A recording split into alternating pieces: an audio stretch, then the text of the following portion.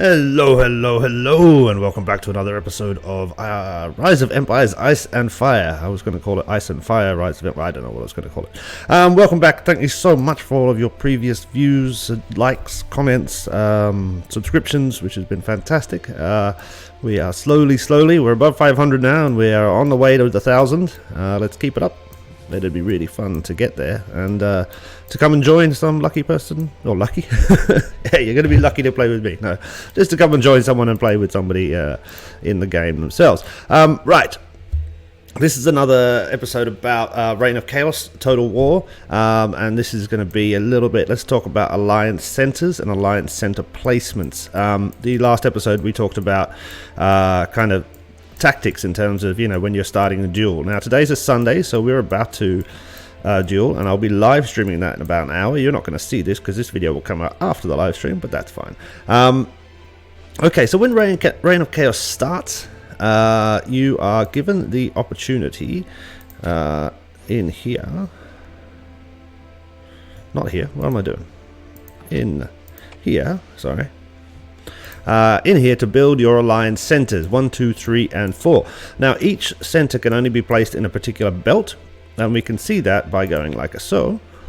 And you can see, so belt 1 is the desert area, belt 2 is the light green area, and belt 3 is the dark green area. Where the hell is belt 4? Belt 4 is that? Wait a second. I thought belt 4 and belt 3 were the same, or has that been changed now? Okay, it's not going to show me. I thought belt 3 and 4 were the same thing, but I guess not. I must be thinking wrong. But you're given an option to place. As you can see, we've only placed 1 alliance center. We could easily place 2 and possibly 3. There's a reason we haven't done this, and it's about placement, and it's about knowing your alliance and your team members well. So a lot of people believe that Reign of Chaos is about getting the resources, and that's really important because it helps you to level up, and that you can get little extra buffs in terms of how many territories you can own and all that kind of stuff, and that's super important. But more importantly, it is about getting to that magic number of being of getting the rewards. So the rewards obviously are quite large. We can see here in the season, and I've talked about the rewards in previous videos, but you need to be under rank 40, and ideally you want to be probably somewhere in the 20s if you're a smallish alliance like we are. Obviously if you're a big alliance, you want to be heading for the number 1, 2, 3, 4, 5 spots, but we aim for about in the 20s somewhere. But if you don't get to rank 40, then you're not going to get the rewards, and the whole thing will be absolutely pointless. All of the resources you've gained, all of the little levels you've put on, would literally make no difference. They will help, I guess, in the next season of Reign of Chaos, but they are not going to help you now. So it's really important to understand that while it is great to make sure that you are getting your resource tiles leveled up, you're going from 3 to 4 to 5 to 6 all the way to 10, you're using your points, you're making sure you're processing your corrupted resources, etc., etc.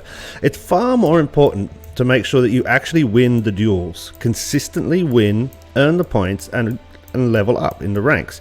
The way you do that is by consistently defending your alliance centers. So if you build AC 1, 2, 3, and 4, I can promise you that it's going to be very hard to defend any one of them. You will get one of them destroyed. It'll make your duels harder. Now this is, I guess, applicable to alliances who are around about the size that I guess we are. Anywhere under 200 million power, I think you're going to find it hard. We're about 170 million power at the moment. I know how many active players we have. We can get maybe 20 to 25 on a duel. Last season we could barely get 16 people involved in each duel. So now this season we seem to be doing a little bit better, which is fantastic. But 20-25 people up against some of the alliances we go against is not a lot.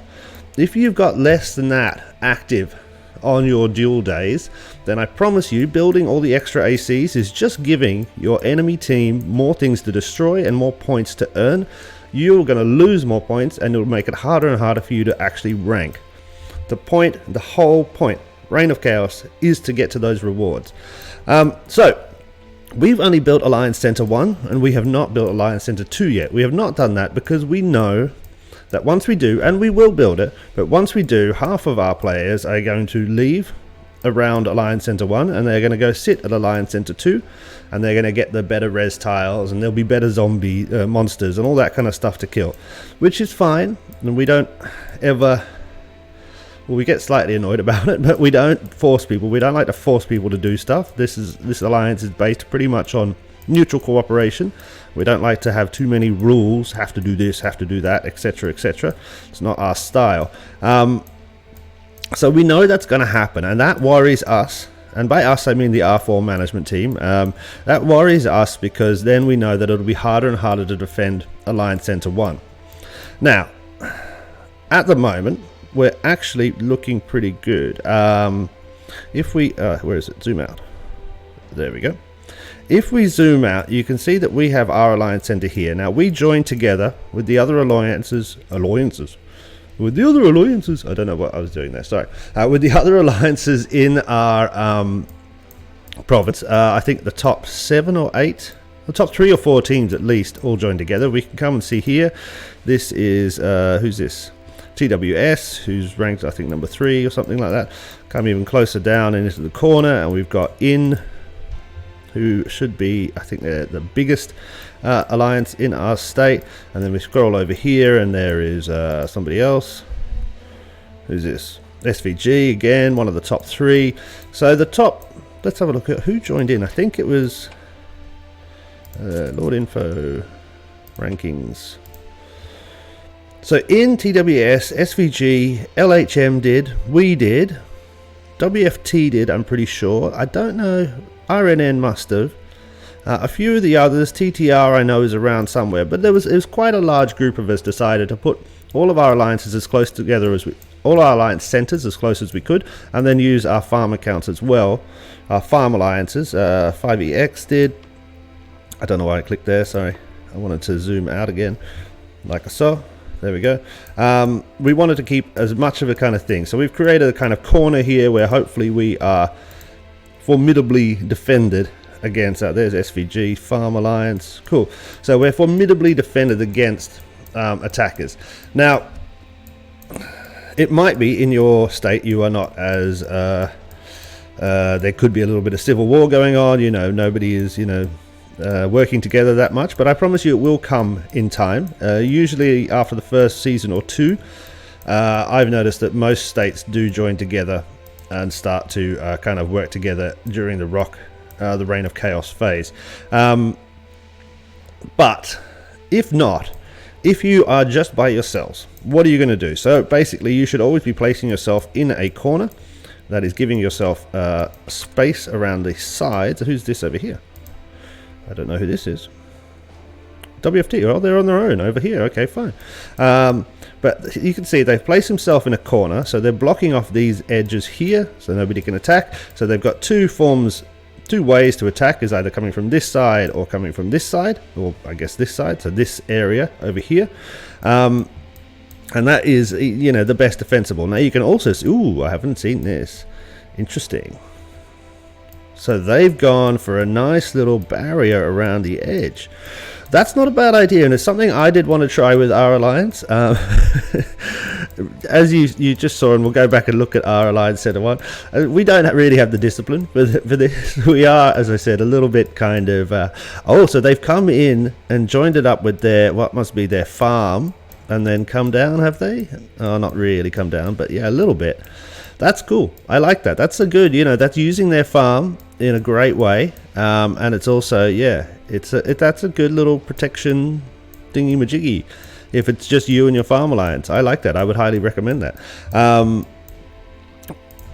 Yeah, and I mean we didn't, yeah, I mean we kind of went, oh, maybe we should put a ring around the middle, and then I guess some people weren't really listening and they started putting their things in, and then we started going, oh, and then at the end of it we all kind of went, well, me and Forpay, who were trying to organize it, kind of just went, I couldn't really be bothered, let's just rely on our superior strategy and fighting skills in order to win. Who are we being attacked by?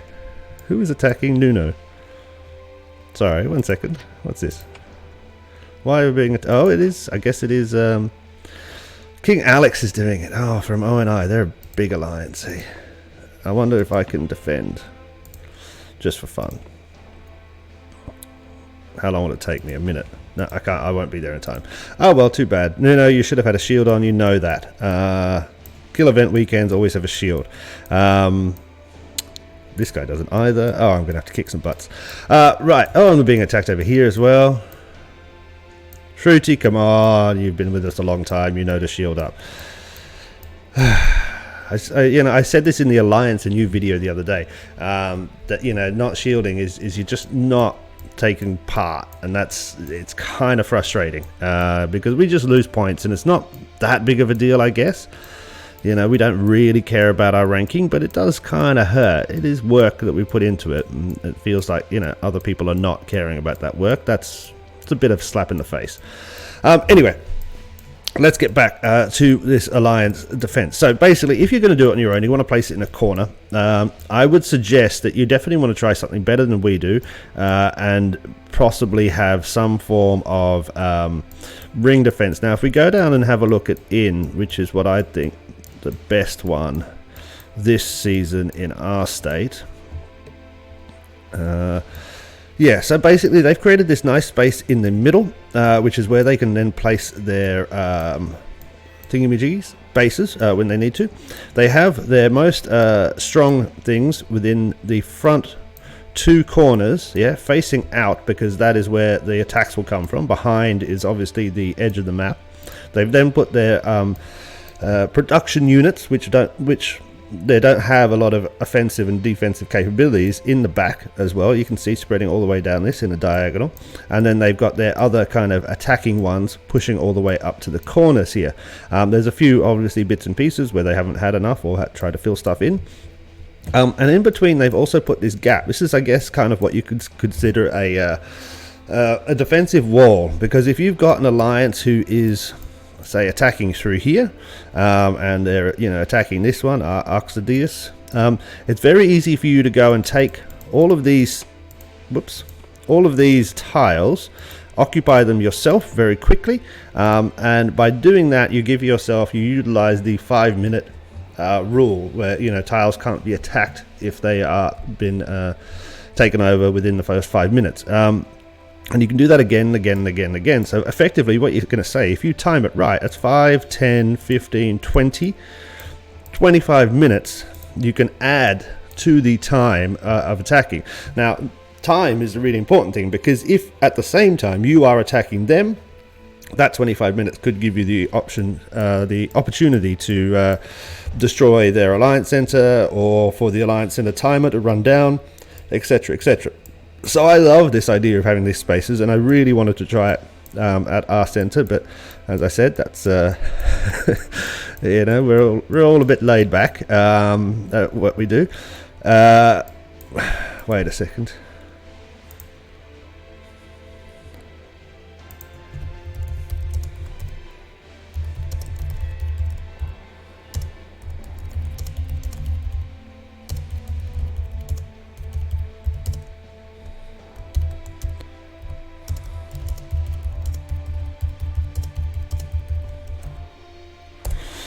I don't know why they're wasting time. We've got a duel in short time, and they shouldn't be wasting their stamina. It just seems silly. Yeah. Okay, anyway, so I'm getting distracted because the duel is coming up.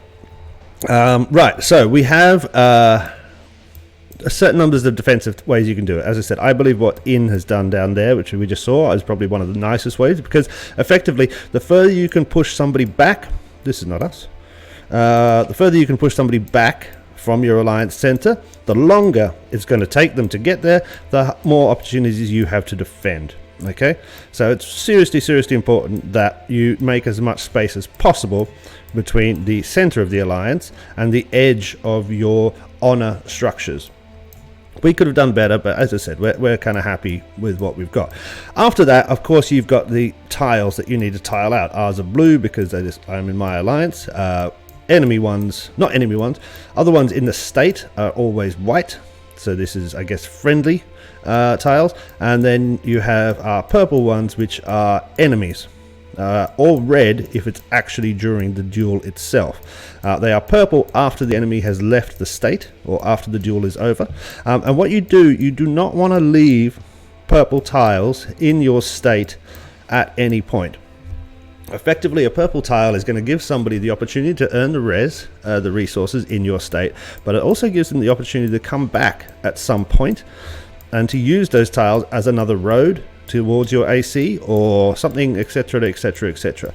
So it's really, really important. If a purple tile is put around your AC anywhere, you get rid of it as fast as possible. Yeah, but as you can see, we've then tiled out as much as we can, and this is all messy. I mean, we don't need to be owning all these 4 tiles here. This one here, who is it? It's an empty tile. Okay, that's good. Sorry, it looks like it's full. But you can see there's a couple of them which are just, there's too many tiles owned in the same area. You only really need to take out any 3x3 area. 1, 2, 3. Yep. A 3x3 area is where the enemy can place their rally point. And you need to take out any 3x3 area and also any 2x2 area. So any 2x2 is where they could place their base. And if the closer they are to your alliance center, the easier it is for them to build their road. You need to do that for at least a minimum of, we always start with 50 kilometers. So 50 kilometers from, and I'm roughly, what am I, 10, nope. I am probably 20 kilometers from the thing. So if we go out and the little thingy says, yeah, 26, 30 kilometers. This is, you can see we're starting to edge out here and starting to stop. This is kind of roughly the area where we're stopping. Obviously as well, we've got these other alliances around, so hopefully we're matching up where the kind of our edge ends and their edge begins. But at least 50 kilometers. The further out you go, the better. Now this is why we haven't built Alliance Center 2 yet, because what we do want and what we're mailing every day about is for people to fill these gaps properly. There are still quite a few gaps all over the place, but also to utilize their tiles smart. We know if we just build the Alliance Center 2, they're going to run off. They're not going to think. They're going to abandon half these tiles, not think about the holes that are left, and then on duel day they'll be like, oh, why is the enemy suddenly killing me? And you'll be like, because you left a hole back at Alliance Center 1. So we're not going to pressure anybody, but we're also not going to let them have the opportunity of having the Alliance Center 2 until they've done a bit of the work that needs to be done around Alliance Center 1. Now, when we place Alliance Center 2, it will be placed within the band 2. So if you remember rightly, band 2 was going around there, and actually might be better if we looked at it in the thingamajiggies. And I want to make sure I don't place this by accident. Let's go like here. Okay, so we can place the Alliance Center 2 anywhere within this band. Now, we do not want to place Alliance Center 2 here. Okay, if we place it here, the enemy can place the first rally point, which must be placed at the lowest value Alliance Center. So we have an Alliance Center 1. That means they can only place their rally point within band 1. Now, if we had Alliance Center 2 here, they could place their rally point right next to it. Now, by default, you cannot defend Alliance Center 2 as well as you can defend Alliance Center 1. There are less honor structures. By that point, you have less tiles. Okay, so you cannot defend it as well. So if they put a rally point here, it's going to be very easy for them to kill our Alliance Center 2 here. Okay, if this is destroyed, they can then place their rally point next to it and go for it. But while this is alive, they have to place their rally point within this band. So Alliance Center 2 should then be placed as far away as possible from the desert band. Obviously, that means you should be somewhere around in the middle. I would say actually what you want to be is somewhere like here. These two bits here, to me, seem the best opportunities to be placing your Alliance Center 2. Yeah, they are kind of the furthest away. I would also think about placing on the edge over this side, opposite to your actual Alliance Center. Doesn't make that much difference, but it can help. Now, one of the tricks and one of the things we used a couple of times last season is that, say somebody has placed it there or placed it here, we can then consider building what I call the long road. Okay, so we could place a rally point here. We could also place a rally point here. You can place multiple rally points. They cost you stone, that's it. But if you've got enough people donating stone, you should be fine for that. So we could easily place a rally point here, attack this Alliance Center. I'm just using us as an example. but then we could also place one here and build a long road. Now we used this to very good effect 2 or 3 times last season, and it was surprising for everybody involved, all the enemies, because they didn't realize we could do that. So by placing it here, we built a long road. Now at some point, I believe the longest road we built was 200 tiles in length, and it took about an hour and a half. But what it did do is we were distracting them the whole time here, wasting their stamina, and we had 4 or 5 people just building this long road. As soon as they got there, we just left this place, ported over there, destroyed the hell out of Alliance Center 2, shocked them all. They came over and tried to defend. By that point, their stamina is done. We went back here, destroyed this one, bing bang boom. It was awesome. But it's not a tactic you can use all the time. Most alliances by Season 2 or Season 3 will know to place their Alliance Center 2 as far away from possible. You can still build the long road and always look at it as an option. You know, sometimes, I think last year I did it, we just had one guy building this road, and then it'd swap out and another guy would come in. It was just one at a time, just building this long thing while we distracted them. And that took ages, but I don't think it worked in the end. Yeah, but eventually, you know what I mean. So that's a good tactic to do. Now, when you build Alliance Center 3, remember you're going to be going in this dark green, so you want it to be opposite from where Alliance Center 2 is. Otherwise, they could use the same rally point. If you build Alliance Center 2 here and Alliance Center 3 there, they just need to place one rally point here after destroying AC1, and they can go for both of these really easily and smash everything up. So again, really important, and you will not be able to defend Alliance Center 3 as much as you can Alliance Center 2, because again you have a lack of honor structures and you're just going to be running out of territory. You just won't have the territory to defend it. Right, so I believe I've talked a lot about that. Let's get out of here. I don't want to place it by accident. I don't know what else I could really say about Alliance Centers. I've looked around the map, and a lot of the people, you know, we're playing this season have great defenses and all that kind of stuff. Always make sure that you always remember that you can move your Alliance Center. You can demolish it. If you think you've put it in the wrong spot, demolish it and move it somewhere else. There's no problem with that at all. You can do that at 20 times as long as you have the stone for it. And that's what's really important, is that we just max stone donation. So really make sure at the start of the rock season, or when you know rock is coming, that you're always getting your members and everybody involved in your alliance to be donating as much stone as possible. Now, garrison. During a duel, and this is the only other bit about Alliance Centers I will say, you should ask all the members, and you should know, and you know, and I'm not just saying R4 or R5 here, everybody in the alliance should get involved in this, but you should be knowing who is going to fight and who's not going to fight before the duel. Send a message, send a mail, ask in chat who's fighting, who's not fighting. Anybody who's not fighting should be sending their troops, their legions, their biggest ones into here to garrison, like so, a garrison. And they can send somebody. Those can be kicked out by an R4 or R5 if they need to be later, so don't worry about it. You're not going to get in the way. Send your biggest troops there, and if somebody else needs to move you so they can put somebody bigger in, then they will do that. They don't need to worry about it. But then also you should be putting your legions within the edges of the Alliance Center. So I would go for this guy. Nuno's only got a level 1 thingy there. Definitely I would garrison there. I'd probably garrison myself there, and then I'd have a look around maybe over this guy, etc. That's just if I'm not going to be here for the duel. So if I'm not available, I've got some other stuff to do. Make sure that anybody in your alliance who is not available is sending their legions to defend in their absence. Really important, and it really helps a lot. If you're having a big war, it can make the difference between losing this, you know, because it adds time and stamina to your enemy's attack.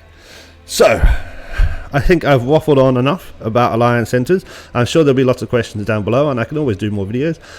In general, I approach these videos with the aim of kind of talking about a subject, but I don't necessarily write down notes or anything like that. I kind of just want to talk, and yeah, and then usually what happens is tomorrow after this video goes out, I'll remember half a dozen things I didn't say, and then half a dozen people in the comments will say them, and I'll be like, oh yeah, I should have remembered that, I'm stupid. But I'm trying to be a little bit more organized. But yeah, I think that's everything. Thank you so much for watching. I hope you enjoyed it. If you think I've forgotten something, mention it down below so that everybody else can see and we can all grow together. Catch you next time, guys. Cheers. Bye.